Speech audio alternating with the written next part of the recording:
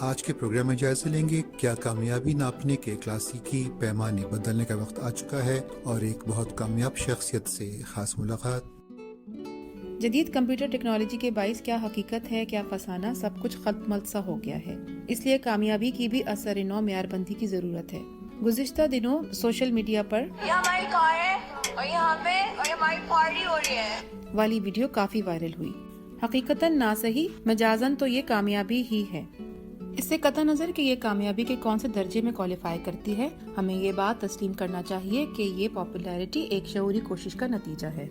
لیکن اس کے ساتھ ساتھ ہمیں یہ بھی دیکھنا چاہیے کہ کسی کامیابی کے ثمرات کی زمانی اور مکانی حدود کیا ہیں۔ میرا مطلب ہے کہ وقت اور علاقے کے اعتبار سے کامیابی کتنی پر اثر ہے، اور خود اس شخص کے لیے اور دوسرے لوگوں کے لیے اس کی کتنی افادیت ہے۔ میرا خیال ہے کہ یہ باتیں کسی بھی کامیاب شخص کے لیے دلی اطمینان کا باعث ضرور بنتی ہوں گی۔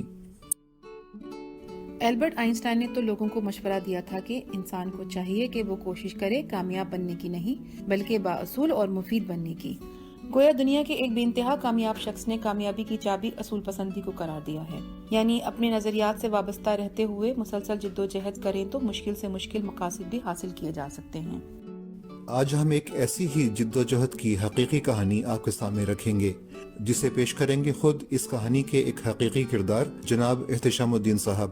اپنے تعلیمی کیریئر اور پھر پروفیشنل کیریئر میں بہت کامیاب ہیں، اور بطور سینئر انجینئر الیکٹریکل پاور سے متعلق کئی بین الاقوامی کانفرنسز میں اپنے مقالات پڑھ چکے ہیں۔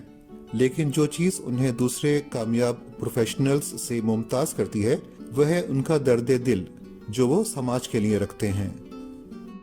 مختصراً بتا دیتی ہوں کہ دیار غیر میں رہتے ہوئے انہوں نے اور ان کے چند ہم خیال دوستوں نے اپنے ہم وطنوں کے لیے دا ڈائبٹک سینٹر کے نام سے اسلام آباد میں ایک جدید ہاسپٹل تعمیر کروایا، فنکشنل کیا، اور اب اس کی برانچز دوسرے شہروں تک پھیلائی جا رہی ہیں۔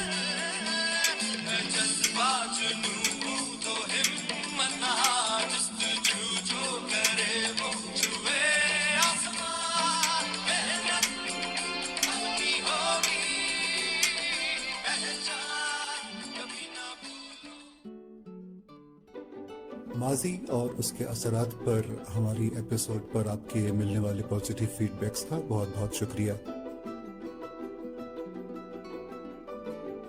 ہماری مزید حوصلہ افزائی کے لیے ہماری ویڈیوز پر کمنٹس کریں، لائک کریں اور ہمارے چینل کو سبسکرائب کریں۔ نئی ویڈیوز کے لیے بیل آئیکن کو ضرور پریس کریں۔ شکریہ۔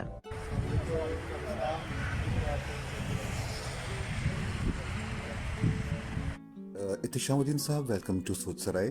سب سے پہلے تو آپ یہ بتائیے کہ آپ اور آپ کے دوستوں نے انسانیت کی خدمت کے لیے ٹی ڈی سی کے آئیڈیا کو ہی کیوں منتخب کیا؟ یس، اور بھائی رسول اللہ صلی اللہ علیہ وسلم کی جو حدیث ہے خیر الناس من ینفع الناس، بیسیکلی یہ ڈرائیونگ فورس بنی اس بات کی کہ تم میں سے بہترین لوگ وہ ہیں جو انسانوں کے لیے فائدہ مند ثابت ہیں۔ اب ہمارے پاس بے شمار آئیڈیاز تھے، اسکولنگ بھی کھولی جا سکتی تھی، ایجوکیشن فیلڈ میں بھی لوگوں کی خدمت ہو سکتی تھی، یتیم خانہ بھی کھولا جا سکتا تھا، اور بھی اس طریقے سے جو بے شمار کام ہو رہا ہے۔ ڈاکٹر اسجد جو ہمارے چیئرمین بھی ہیں اور ہمارے دوست بھی ہیں، اور جو کہ بیسیکلی اس آئیڈیا کے اوریجنیٹر ہیں، انہوں نے ہمیں بتایا کہ یار پاکستان میں ڈائبٹیز ایک بہت مہلک مرض بنتا جا رہا ہے، اور اس کے اوپر کسی بھی لیول کے اوپر کوئی کام نہیں ہو رہا۔ اور انہوں نے پھر ہمیں یہ بات بھی مزید سمجھائی، وہ چونکہ اینڈوکرائنولوجسٹ ہیں، تو انہوں نے بتایا کہ اگر اس مرض کی صحیح آگاہی دی جائے تو ہم اس مرض کو پہلے مرحلے پہ ہی روک سکتے ہیں، بجائے اس کے کہ ہم کینسر جیسے مرض پہ کام کریں کہ جو آلریڈی بہت بگڑ چکا ہوتا ہے، اس کا خرچہ بھی بہت بڑھ جاتا ہے، اور آلریڈی شوکت خانم اس پہ کام کر رہا ہے، اور بھی ادارے کام کر رہے ہیں۔ تو ڈائبٹیز چونکہ ابھی تک کہ ٹچ نہیں ہوا ہے اس کنٹری میں، تو لہٰذا ضرورت اس بات کی تھی کہ ایک ایسا ادارہ کھولا جائے کہ جہاں پر وہ لوگ جو اپنی علاج کی استطاعت نہیں رکھتے ہیں ان کو ٹاپ کوالٹی کا علاج میسر ہو، اور ہم کسی طریقے سے اپنی کیمپینز کے ذریعے، اویئرنیس کے ذریعے لوگوں کو اویئر کر سکیں اس بیماری کے حوالے سے، تاکہ اس بیماری کو ہونے سے پہلے روک لیا جائے۔ تو یہ جو اس کا پرو ایکٹیوزم ہے، اس کی وجہ سے پھر ہم نے اس آئیڈیا کو چوز کیا۔ یہ بھی وضاحت کیجیے، یہ تو بہت ایک جدید ہاسپٹل ہے، کیا یہ پرائیویٹ ہاسپٹل ہے یا چیریٹی ہاسپٹل ہے؟ عامر، یہ ایک انتہائی جدید ماڈرن فیسلٹیز سے آراستہ اور ملٹی ڈسپلنری ہاسپٹل ہے۔ اس کا کانسیپٹ اس طریقے سے ہے کہ یہ ایک ہی چھت کے نیچے ڈائبٹیز اور اس سے ریلیٹڈ جتنی بھی بیماریاں ہیں ان سب کا علاج ایک ہی چھت کے نیچے آپ کو مل جائے گا. اس کی وجہ یہ ہے کہ ڈائبٹیز دراصل اس کو ام الامراض کہا جاتا ہے. ڈائبٹیز کے پیشنٹ اگر صحیح طریقے سے کنٹرول نہ ہوں تو ان کی آنکھیں متاثر ہوتی ہیں, ان کے گردے متاثر ہوتے ہیں, ان کے پیر کاٹے جاتے ہیں, ان کو دل کے امراض ہو جاتے ہیں. لہٰذا ہم نے ایک ایسی فیسلٹی ڈیولپ کی ہے کہ جس میں سارے کے سارے امراض اس سے جو ریلیٹڈ ہیں ان کا علاج ایک ہی جگہ پہ مل جائے گا. یہ بالکل ایک چیریٹیبل ہاسپٹل ہے, یعنی کہ یہ ایک ناٹ فار پروفٹ آرگنائزیشن ہے. اس سے ہم ایسا نہیں ہے کہ ہم صرف اور صرف مستحق مریضوں کو ہی ٹریٹ کرتے ہیں. ہم نے دراصل آپ صلی اللہ علیہ وسلم کی ایک حدیث مبارک ہے کہ آپ اپنے بھائی کے لیے وہی چیز پسند کرو کہ جو آپ اپنے لیے خود پسند کرو. تو ہم نے ایک ایسا ہاسپٹل بنانے کی کوشش کی ہے جس میں ہم خود اپنے بہن بھائیوں کا, اپنی فیملی ممبرس کا علاج کراتے ہوئے فخر محسوس کریں. اسی لیے اس کو دنیا کے کسی بھی جدید ترین ہاسپٹل کے اسٹائل میں بنایا گیا ہے. اس کے سروسز, اس کا جو اسٹرکچر ہے وہ انتہائی ٹاپ کوالٹی ہے, 5 اسٹار ہاسپٹل ہے. صحیح. لیکن اس میں جو بھی مریض آئیں گے, چاہے وہ پیسہ خرچ کرنے کی استطاعت رکھتے ہوں یا نہ رکھتے ہوں, ہم ان دونوں کو ایکولی ٹریٹ کرتے ہیں. اچھا. ان دونوں کو اسی معیار کا ٹریٹمنٹ ملتا ہے جس طرح کے ہونا چاہیے.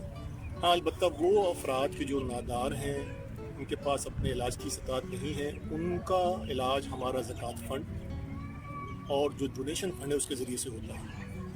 البتہ جو لوگ اس کی ٹاپ کوالٹی کی وجہ سے یہاں پر آ کے اپنا علاج کراتے ہیں اور وہ اپنے علاج کی استطاعت رکھتے ہیں, تو ان سے جو ہمیں آمدن ہوتی ہے وہ ہم دوبارہ انہی مریضوں پہ استعمال کر دیتے ہیں کہ جو کہ نادار مریض ہوتے ہیں. چونکہ ہم ایک ناٹ فار پروفٹ آرگنائزیشن کے طور پر SCCP پاکستان کے ساتھ رجسٹرڈ آرگنائزیشن ہے, لہٰذا ہمارا اکاؤنٹس اور ہمارا آڈٹ ہمیں الاؤ نہیں کرتا کہ ہم یہاں سے کوئی اگر ریونیو جنریٹ کرتے ہیں تو اس ریونیو کو ہم اپنے طور پہ یا اپنے ادارے کے لیے استعمال کریں. تو الحمدللہ ہمارے ہاں بڑی تعداد میں پیٹ پیشنٹ آ رہے ہیں اس کی کوالٹی کو دیکھتے ہوئے, اور وہ بہت مطمئن ہیں. اس کی وجہ سے ہمیں اپنے نادار مریضوں کو علاج کو سبسائڈ کرنے میں بھی آسانی ہوتی ہے. اچھا, تو اب بھی آپ لوگوں کو ڈونیشنز کی ضرورت ہے اپنے سسٹم رن کرنے کے لیے؟ ہاں بالکل, ڈونیشن کی ضرورت مستقل ہے. اس کی وجہ یہ ہے کہ جو نادار مریض ہیں ان کی تعداد دن بدن بڑھتی چلی جا رہی ہے. جیسے لوگوں کو اس کے بارے میں مزید معلومات چلتی ہیں, کیونکہ کہیں اور ان کو اس طرح کی فیسلٹی میسر نہیں ہوتی ہے, لہٰذا ان مریضوں کی تعداد بڑھتی جا رہی ہے. لہٰذا ہمیں اپنے زکوٰۃ فنڈ کے اوپر بھی زیادہ ایفرٹ کرنی پڑتی ہے تاکہ ہمیں وہ فنڈ مل سکے, ہم پورا سال پھر ان مریضوں کو علاج کر سکیں. اچھا, اسکرین پروجیکٹ شروع کرنے کے سلسلے میں آپ لوگوں کی مصروفیت تھی, تو گھر والوں کو کیا ریئیکشن رہا؟ انہوں نے سپورٹ کی یا گھر سے مخالفت کا سامنا کرنا پڑا آپ کو؟ ہم اس میں ایکچولی سب سے پہلی بات یہی رہی نا کہ آپ جب بھی کوئی اس طرح کی کوئی مشن کو شروع کرتے ہیں تو اس میں اگر آپ کو گھر سے, فیملی سے, بچوں سے سپورٹ نہ ملے تو آپ جانا اور بہت مشکل ہو جاتی ہے. تو اس میں الحمدللہ یہی رہا کہ ہم سارے ہی دوستوں نے خاص طور پہ یہ ڈیسائڈ کیا کہ اپنی فیملیز کو پورا انوالو کرنا اس کے اندر. نتیجہ یہ ہوا کہ میری وائف بھی, میرے بچے بھی اس میں والنٹیئرشپ کرتے رہے, اور کچھ نہ کچھ کام انہوں نے, جیسے میری بچیوں نے جو ہے وہ سوشل میڈیا مارکیٹنگ کا کام اپنے ذمہ لیا تھا, تو ان کی پوری سپورٹ رہی ہے, بلکہ یہ اس کا ایک پورشن, اس کا ایک حصہ بنے رہے. نتیجہ یہ ہے کہ آج پوری فیملی, نہ صرف میری بلکہ میرے دوستوں کی فیملی اس پورے پروجیکٹ میں اپنی ایک آنرشپ فیل کرتی ہے. ان کو لگتا ہے کہ جیسے یہ ہمارا پروجیکٹ ہے. بچے بھی جو ہے اپنے دوستوں کے سرکل میں اس کو بڑے پراؤڈلی انٹروڈیوس کراتے ہیں. بیگم بھی جو ہے اپنے دوستوں کے ساتھ مل کر اس کے لیے فنڈ ریزنگ کرتی ہے, اس کے اندر جو بھی کام ہوتا ہے اس میں حصہ لیتی ہے. تو اس کی وجہ سے یہ ہوا کہ یہ ایک فیملی پروجیکٹ بن گیا تھا, یہ کہ صرف میرا اپنا پروجیکٹ ہے. یہ کسی بھی, میں سمجھتا ہوں کہ اور بھی کوئی لوگ اگر اس طرح کا مشن کرنا چاہ رہے ہیں تو پھر ضروری ہے کہ وہ پوری فیملی کی انوالومنٹ رکھیں. اس کی وجہ سے آپ کے جو بہت سارے کام ہیں وہ آسان ہو جاتے ہیں. اس کا جو ایک اور امپورٹنٹ اسپیکٹ ہے وہ یہ بھی ہے کہ اوورسیز پاکستانیز کی جو کمیونٹی ہے وہ کیسے اس کے اندر انوالو ہوئی. تو جب ہم نے پروجیکٹ کا ایک پورا پلان بنا لیا تو ہم نے کوئی 30-40 فیملیز پاکستانیز جو کہ یہاں ابو ظبی میں ہمارے ساتھ رہتی ہیں ان کو ہم نے اپروچ کیا, سمجھایا, اور پھر ان فیملیز کی اس میں اس درجے تک انوالومنٹ ہوئی کہ اس وقت آپ یوں سمجھ لیجئے کہ اس پورے پروجیکٹ کو یہ 30-40 فیملیز ہیں جو کہ پورا اس کو اون کرتی ہیں، یعنی کہ یہ اس کی یہ ڈونرز بھی ہیں، یہ اس میں اپنی مورل سپورٹ بھی دیتی ہیں، یہ اس کے لیے جو ہے وہ اس کو اسپریڈ کرنے کے لیے بھی کام کرتی ہیں، اور یہ پوری فیملیز ہیں جنہوں نے کہ اس کو اون کیا ہوا ہے ایک لحاظ سے، جو ایک اونرشپ کی فیلنگ ہے ہمارا ہونے کی۔ اس سے پھر ایڈوانٹیج یہ ہوتا ہے کہ ایک آپ کو بہت بڑا گروپ مل جاتا ہے کہ جو آپ کے پورے مشن کو سپورٹ کر رہا ہوتا ہے۔ اچھا مزید اب جیسے اسلام آباد میں آپ کا ایک مین ہاسپٹل ہے اور اب اس کی کلینک بھی آپ نے ایک وہاں پر اسٹارٹ کی ہے اسلام آباد میں، اور اب لاہور میں بھی ارادہ ہے، فیوچر کا آپ کا پلان ہے کیا پوری TDC کے حوالے سے؟ ہمیں میں آپ کو اس میں بڑی زبردست بات بتاؤں کہ جب ہم نے اس پروجیکٹ کو مطلب کنسیو کرنا شروع کیا تھا تو لوگ حیران ہوں گے اس بات کو سن کر کہ تقریباً کوئی 1 سال اس کا ہم بلو پرنٹ بناتے رہے، اور فیوچر پلان یوں سمجھ لیجئے کہ وہ اگلے 25 سالوں پر محیط ہے۔ اچھا یعنی کہ ہم اس کو اتنا ہم نے فورسی کیا ہے کہ یہ آج کے 20-25 سال کے بعد ہم کیا دیکھنا چاہتے ہیں، تو یہ سارا ایک سونے کے بلو پرنٹ ہمارے پاس موجود ہے۔ اس کا جو پہلا حصہ ہے وہ یہی ہے کہ ہم نے یہ پلان کیا تھا کہ ہم کم سے کم ایک ہاسپٹل بنا کر اس کو ایز اے ماڈل جو ہے نا ریپرزینٹ کر سکیں، اور جب وہ ہمارا ایک ماڈل اور ایک ٹیمپلیٹ کامیاب ہو جائے تو پھر اس کو ہم کاپی کریں۔ تو اگر آپ دیکھیں گے فیوچر پلان میں ہم بیسیکلی یہ دیکھتے ہیں کہ ہر پاکستان کے بڑے شہر میں اس طرح کا ایک ہاسپٹل ہوگا، اور ہنڈریڈس آف سیٹلائٹ کلینکس ہوں گے کہ جو اس مین ہاسپٹل کے ساتھ کنیکٹڈ ہوں گے۔ تو وہ جو سیٹلائٹ کلینکس ہیں وہ چھوٹے علاقوں میں خدمات انجام دے رہے ہوں گے۔ ہم ٹیلی میڈیسن کا ایک بہت بڑا بیک بون بنا رہے ہیں پاکستان کے اندر، جس کے تھرو وہ ہمارے کلینکس اس مین ہاسپٹل کے ساتھ کنیکٹڈ ہوں گے۔ تو اس طریقے سے یورپ امریکہ میں بیٹھے ہوئے ڈاکٹروں کی جو ایکسپرٹیز ہے وہ ہم مظفر آباد اور مری تک کے علاقوں کے لوگوں کو ٹیلی میڈیسن کے تھرو پہنچانے کی کوشش کریں گے۔ تو ٹیلی میڈیسن ہم آلریڈی اسٹارٹ کر چکے ہیں پاکستان میں، یہ سروس اس وقت اویلیبل ہے پورے پاکستان سے۔ آپ کہیں سے بھی ہمارے پلیٹ فارم پر آ کر ہمارے ڈاکٹروں کے ساتھ مشورہ لے سکتے ہیں اور ان کی ایڈوائس لے سکتے ہیں۔ آپ سے بات کر کے بہت اچھا لگا، لیکن وقت کی کمی ہے، اور اس میں ہمیں بھی پراؤڈ فیل ہو رہا ہے کہ ہم نے ایک اچھے کاز کے لیے انٹرویو آپ پروگرام میں شامل کیا۔ بہت شکریہ۔ Thank you Amir.